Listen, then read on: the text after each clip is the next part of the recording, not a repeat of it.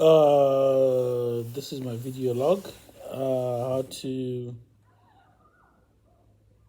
promote safe and supportive environments.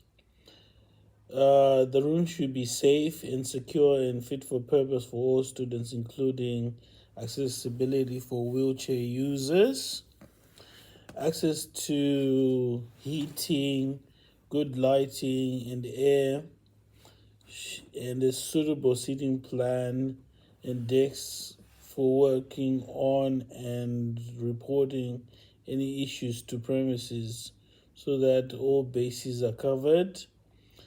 Appropriate resources, that is, books and enough worksheets for my students and pens to borrow.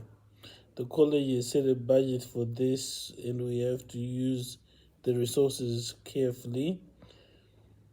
And access to plug sockets for our iPads is being issued by the college. Extra tutoring support that we give in our lessons are called boosters, and we often offer them between 5 and 7 p.m. And how as well, we always give a warm welcome at the start of lessons.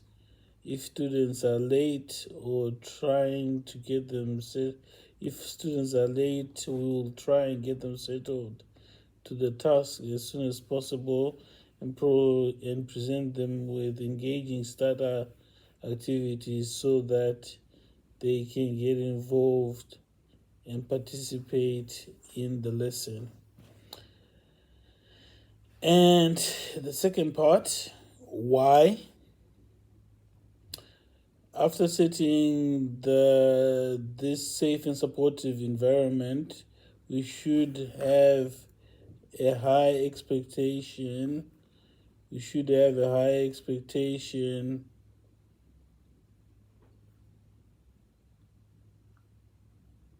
for success so that students know they're working towards the same good outcomes.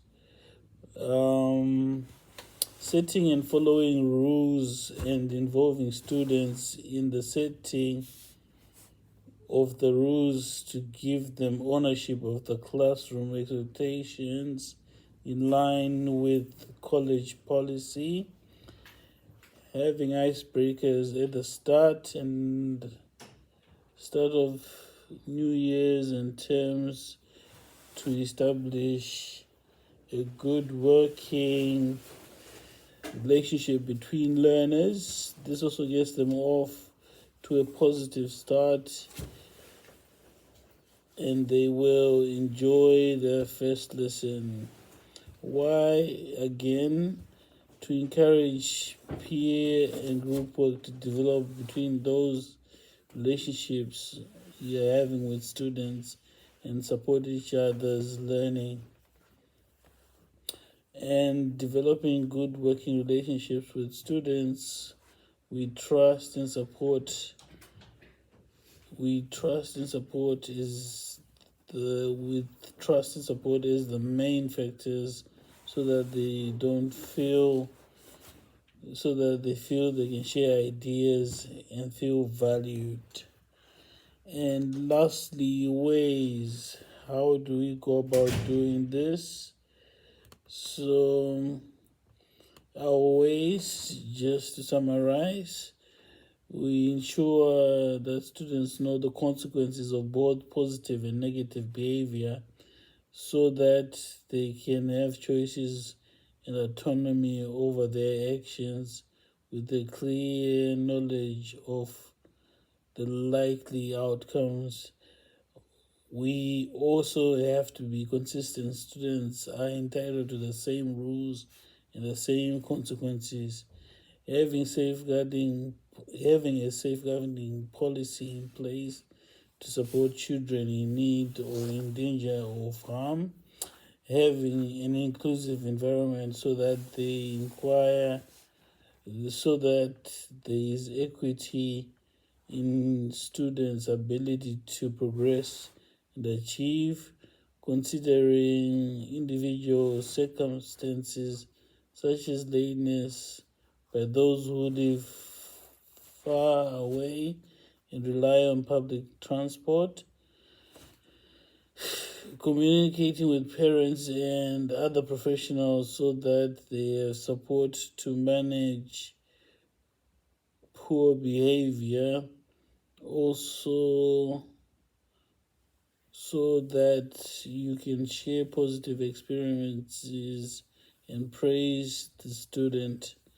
This can be done in a college using ProMonitor. We can read and report concerns on ProMonitor so that we can support during challenging times and encourage good effort and attitude. Offer extra support of learning by putting on booster classes for small groups or individuals who might be struggling. Ways: be aware of students' prior achievements so that when you're teaching them at the right level. And lastly, be aware of all send and have resources and equipment ready to support any special requirements like overlays and anything like that. Okay, that's the end of my video log. Thank you.